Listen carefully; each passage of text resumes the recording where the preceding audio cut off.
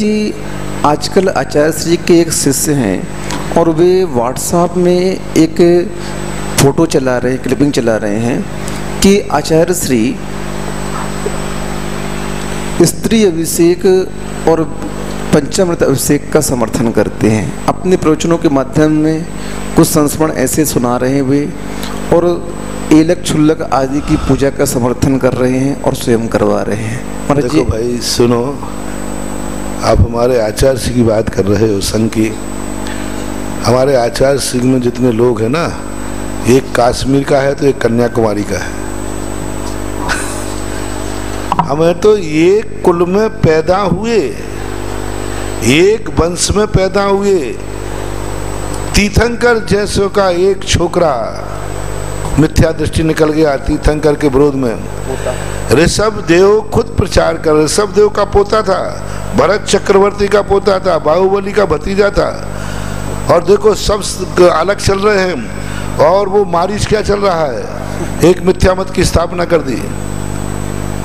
ऋषभ देव कोई साधारण हस्ती की बात नहीं कर रहा हूँ, तीर्थंकर तद्भव मोक्षगामी अरहंत भगवान। गृहस्थ अवस्था में नहीं थे तीर्थंकर। तीर्थंकर उस समय किस अवस्था में थे? केवली अवस्था। केवली भगवान अरहंत बन गए थे। और उनके विरुद्ध में उनके घर का पोता भरत चक्रवर्ती थे, उनका पुत्र भरत दीक्षा ले ली, बाहुबली ने दीक्षा ले ली। और उधर जाकर के मारीच जो है मिथ्या मत कर रहा है। अब आदिनाथ क्या करें ये बता दो।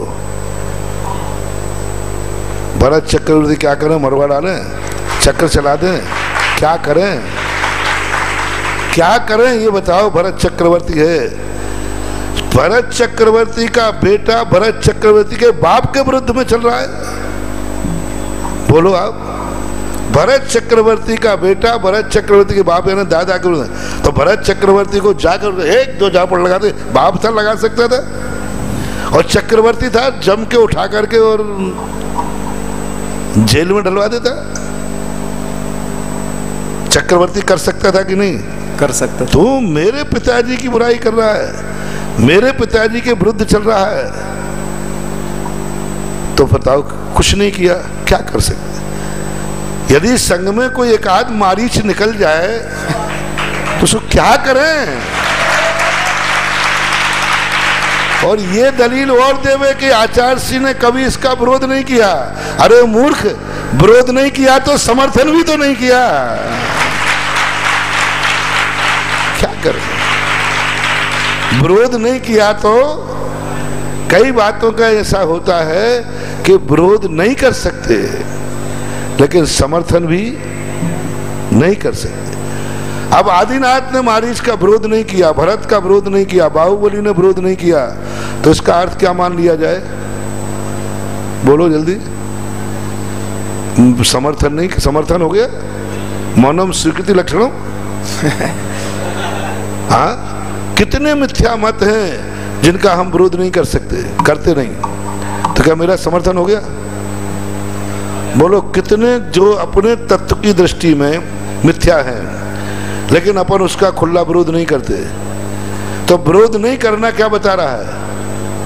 बोलो, समर्थन नहीं। विरोध नहीं करने की मजबूरी हो सकती है, विरोध नहीं करना, मौन रहना मजबूरी हो सकती है, लेकिन समर्थन करने की कोई मजबूरी नहीं होती है। इसलिए आचार्य श्री इन प्रसंगों में मौन है, ये उनकी मजबूरी है, लेकिन समर्थन नहीं कर रहे हैं, यही उनका बात है कि वो इसके समर्थक नहीं है। समर्थन करने में क्या मजबूरी है? जो चीज हमें पसंद है उसको तो हम खुला कहेंगे, हम उस चीज में मौन लेते हैं। दोषवादे चमौन्यम। अब देखो, तुमने कहा था मौनम स्वीकृति लक्षणम, और मैं पूज्यपाद स्वामी के कह रहे हैं दोषवादे चमौन्यम। हमारे आचार्य श्री का एक लक्षण है, जो चीज उन्हें पसंद नहीं है, जो दोष उन्हें दोष लगता है, उस चीज का मौन ले लेते हैं, तो समझ लेना आचार्य श्री का समर्थन नहीं है। ये मत समझ लेना मौनम स्वीकृति लक्षणम लक्षणम, ये आचार्य श्री के संबंध में मत समझना। जिस जिस चीज के संबंध में आचार्य श्री नहीं बोलते हैं, इसका निश्चित समझ लेना आचार्य श्री का उसका कोई समर्थन नहीं है। इसलिए दोषवादे च मौन्यम, आचार्य श्री ने कभी निषेध नहीं किया। अरे निषेध नहीं किया तो दोषवादे च मौन्यम, आचार्य श्री इतने महान हैं कि दोषों को देखकर मौन ले लेते हैं, और जिसमें गुण है उसके संबंध में उजागर बोलते हैं, डंके की चोट पर बोलते हैं। इसलिए क्या करें, अब संग में एक आध दो मारीच निकल आते हैं। और मैं तो ये कहता हूं कि जब भी आप देखना ओरिजिनल कुल से जन्म लेने वाला व्यक्ति अलग होता है, वंश का बहुत बड़ा प्रभाव है। आज जो कोई जन्म से दूसरा धर्म पाले और फिर बाद में दूसरे धर्म में आ जाए, उसमें ओरिजिनलिटी कभी आ नहीं सकती। कांजी का क्या हुआ, समाज कांजी क्या हुआ, वह जिंदगी भर से तांबर धर्म पाला और बाद में यहाँ आ गया, ना तो वो यहाँ का रहा और ना वहाँ का रहा। हमारे बड़े बड़े आचार्य, एक बहुत बड़े आचार्य महाराज थे, बहुत अच्छे आचार्य थे, लेकिन चूंकि जन्म से वो वेदांती रहे थे पात्र केसरी, तो उन्होंने जब पात्र केसरी शिष्य लिया तो वो ईश्वर की बात उसमें आ ही गई। तो कौआ वेद पढ़ाए के पढ़ गो चारों वेद, और जब सुध आई जात की तो रहो ढेर को ढेर।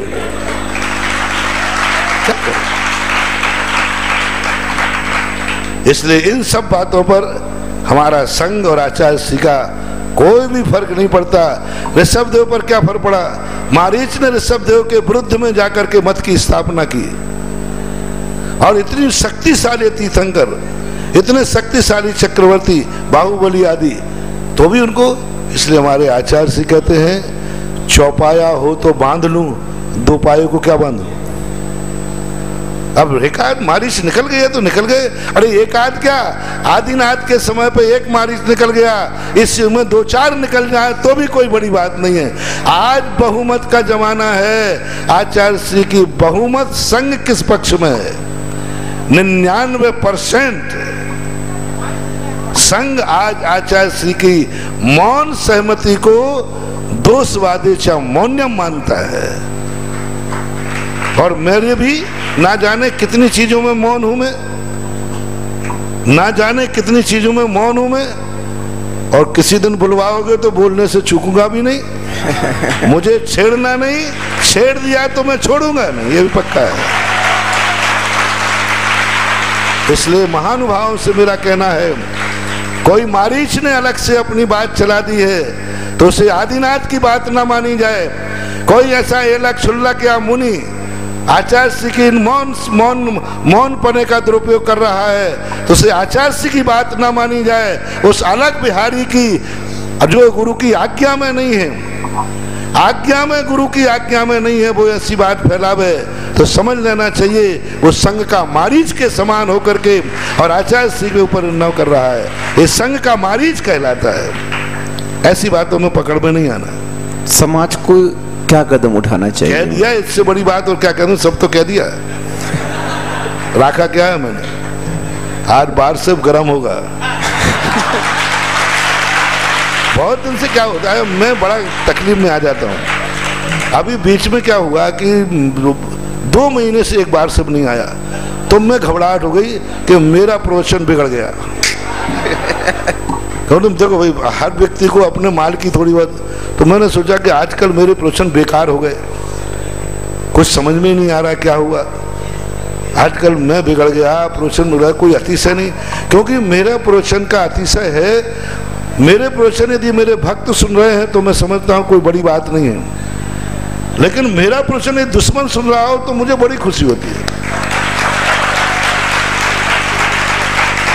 तो 2 महीने से एक बार सब नहीं आया। मैंने कि आजकल मेरे प्रवचनों का अतिशय खत्म हो गया और मैं बड़े टेंशन में, रात भर में आजकल क्या बात हो गई।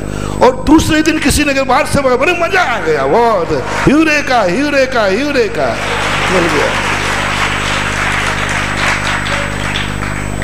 इसलिए बहुत दिन से शांति चल रही थी, आपने आकर मुझे छेड़ ही दिया, तो लो अब बार सब चालू रखो। रितिका, नोटबंदी के दौरान बहुत सारे लोगों ने आत्महत्या की, तो इसका दोष सरकार को जाएगा क्या? देखो, मैं कहता हूं कि पंचामृत वंशामृत आप एक दूसरे की आचार्य को क्यों बीच में घसीट रहे? आप ये कहो कि मेरी धारणा ये है, आचार्य को क्यों आचार्य ने कभी विरोध नहीं किया? अरे ये कहो ना भाई, मेरी धारणा ये है। और मैं तो कह रहा हूं, ना मैं पंचामृत का विरोधी हूं ना मैं समर्थक हूं। मैं तो इतना कह रहा हूं, 7वीं शताब्दी के पहले किसी भी साहित्य में पंचामृत अभिषेक, स्त्री अभिषेक नहीं था। प्राचीन काल से 7वीं शताब्दी के पहले सभी साहित्य में जलाभिषेक लिखा है। 7वीं शताब्दी के बाद ये परंपरा चल गई। मूल संघ की परंपरा, कुंद कुंद की परंपरा में मूल संघ कौन था? कुंद कुंद की मूल संघ की परंपरा में पंचामृत नहीं है। पुन्नाट संघ की परंपरा में पंचामृत है। मैं कहाँ विरोध कर रहा हूँ? मुसलमान नमाज पढ़ता है, मैं कहाँ निषेध करूंगा? मैं कहूँ मुसलमान भी नमाज नहीं पढ़ता, ये कहूँ तो गड़बड़ है कि नहीं?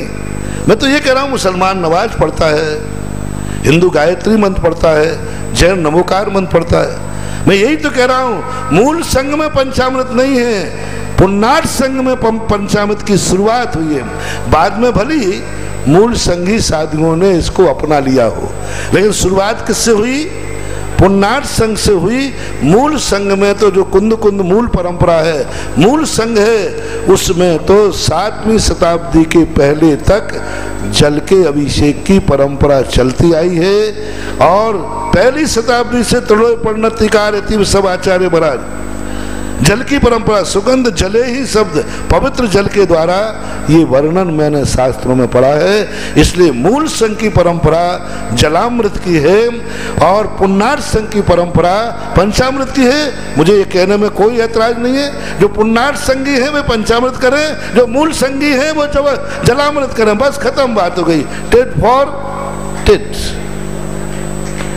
जो पुन्नाट संघी है वो पंचामृत अभिषेक करें, जो मुसलमान है वे नमाज पढ़ें, जो हिंदू है वो गायत्री पढ़ें, जो जैन है वो नमोकार मंत्र पढ़ें। और जो मूल संघ की परंपरा मानते हैं, मूल संघी जो हैं वे जल का अभिषेक करें। और पुन्नाट संघ ने शुरू किया है वह जल का, जिसका पंचामृत अभिषेक करें। जिस मंदिर की जो परंपरा है कर रहे हैं। मैंने तो कभी निषेध नहीं किया। मैंने 20 पंथी मंदिरों में भी चतुर्मास किया है, भिंडर के अंदर। मैंने कभी विरोध नहीं किया, लेकिन समर्थन भी नहीं किया। मैं बोल रहा, आचार्य विद्यासागर महाराज का सुनिए, आचार्य विद्यासागर का ओरिजिनल चेला हूं और वंशानुगत जैन धर्म का परंपरा है मेरी शांति सागर महाराज से। सुनो, हमारे आचार्य महाराज ना 20 पंथी है ना 13 पंथी है, ना जलामृत के समर्थक ना पंचामृत के समर्थक, क्योंकि मुनियों में दोनों ही नहीं आते। जलसाभिषेक भी हमें नहीं करना और पंचामृत से भी हमें नहीं करना। राज्यपाल, आज भारत में यदि समन्वयवादी कोई संघ है तो आचार्य विद्यासागर राष्ट्रपति के समान है। राष्ट्रपति किसी पार्टी का नहीं होता, सुन रहे हो ना? राष्ट्रपति किसी पार्टी का नहीं होता, आचार्य विद्यासागर। राज्यपाल किसी पार्टी का नहीं होता, सुधा सागर।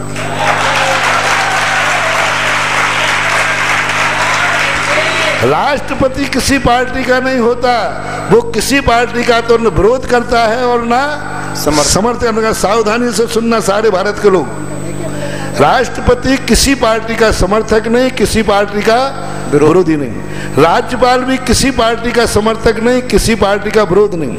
आचार्य विद्यासागर किसी के समर्थक नहीं, किसी के विरोधी नहीं। सुधा सागर किसी भी का समर्थक नहीं, किसी का विरोधी नहीं। लेकिन राष्ट्रपति भी वोट किसी ना किसी एक पार्टी को देता है कि सबको? सुन रहे हो ना?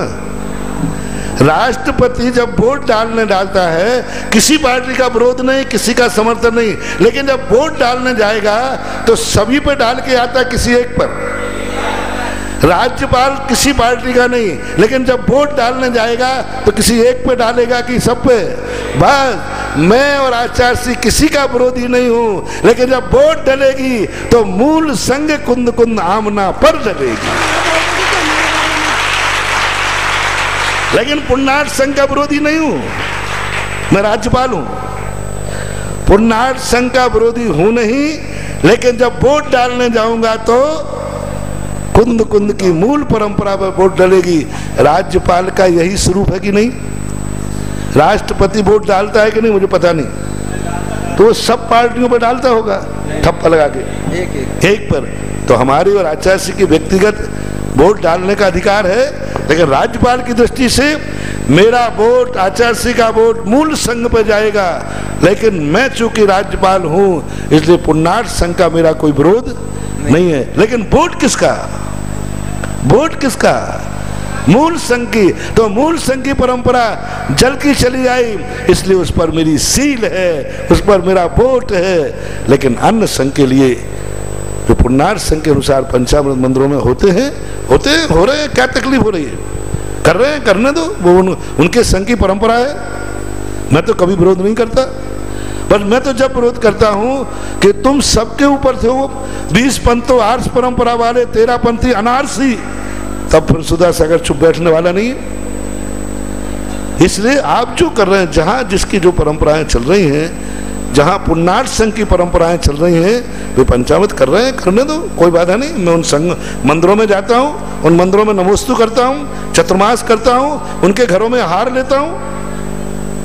क्या पंचामृत घर करने वालों के संघ के घर में मैं हार नहीं लेता हूं?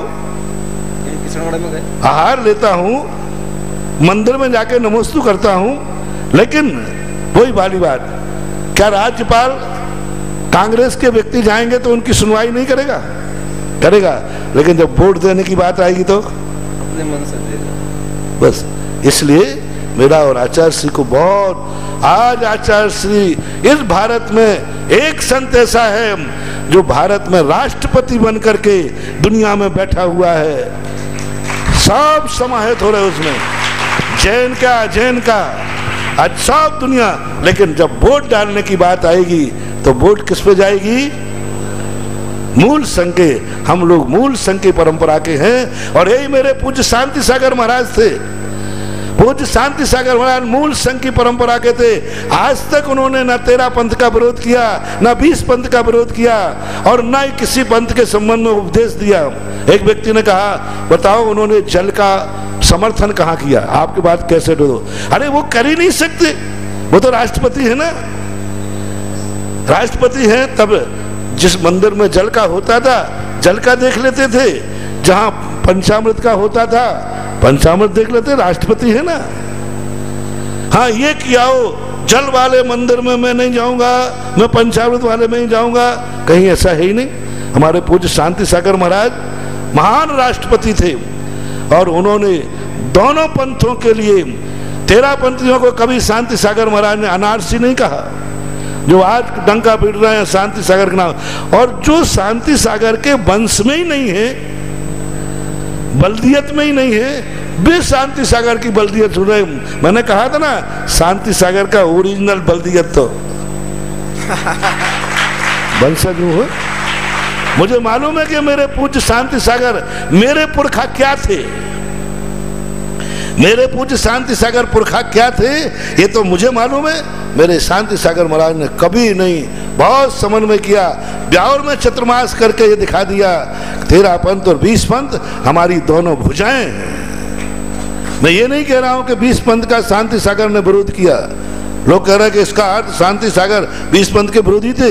ये जो वार्षिक में करते ना, ये पेपरों में आता है, ये सब कटिंग करके आते हैं, नए शब्द जोड़ देते।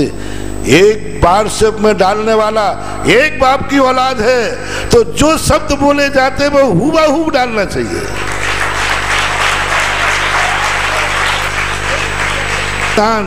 कोई हाँ, एक पंडित लगा लिया, वो पंडित प्रश्न करेगा, वो करे, और पंडा फंडा कोई है ही नहीं वहां। अरे हुबहू शब्द दो ना, वो पूरा दो, पूरा दीजिए, हुबहू दीजिए। यदि आप सत्य से नहीं डरते हैं तो जनता को भड़काने के लिए, शांति सागर महाराज का 20 पंथ के विरोधी थे, जो कैसेट मांगी जा रही है कि उनकी कैसेट बताओ, ऐसे हुबहू विरोधी किसी ने बताया मुझे, तो मैंने कहा भैया इन सब के लिए मेरे पास टाइम नहीं है। मेरी विशेषता ये है कि दुश्मनों की दृष्टि में मैं इतना बड़ा ज्ञानी हूं कि मेरा प्रवचन वो 1.5 घंटे सुनते हैं। सुन रहे हो ना? दुश्मनों की दृष्टि में मैं इतना ज्ञानी हूं कि उन्हें 1.5 घंटे का समय निकल आता है। देखो तो सही, हम उनको दुश्मन कैसे कहूं? धंधा पानी सब छोड़ करके मेरा प्रवचन 1.5 घंटे सुनते हैं, एकाग्र होकर, कोई उसमें बीच में 1.5 घंटे एक शब्द नहीं चूकने देते। ऐसे दीवाने हैं मेरे दुश्मन। तो दुश्मनों की दृष्टि में मैं ज्ञानी हूं कि वो 1.5 घंटे मेरा प्रवचन सुनते हैं, और मेरी दृष्टि में वे दुश्मन इतने मूर्ख हैं कि उनके लिए मैं 1 मिनट भी नहीं सुनता। ना मैं उनकी पत्रिका पढ़ता हूं, ना व्हाट्सएप पढ़ता हूं। कभी शौच वगैरह जाता हूं तो रास्ते में लोग सुना देते तो अब कान में उंगली थोड़ी लगा सकता हूं। मैं कभी किसी का व्हाट्सएप नहीं देखता, खास तौर से अपने दोस्तों की। मुझे मालूम है मेरे दुश्मन निरे मूर्ख हैं, निरे अज्ञानी हैं, कुछ नहीं जानते, इडियट हैं। अब उनकी बातों को अपना समय खराब करना व्यर्थ की बातें हैं। उनकी बातें सुन के अपना समय खराब करना व्यर्थ है। हाँ, वो मेरी बातें सुनते हैं क्योंकि उनकी दृष्टि में मैं संयम स्वर्ण महोत्सव की आचार्य श्री की मूल आज्ञा में चलने वाले जो शिष्य हैं, वो जो आवाज उठाते हैं वही आवाज पूज्य गुरुदेव की समझना चाहिए।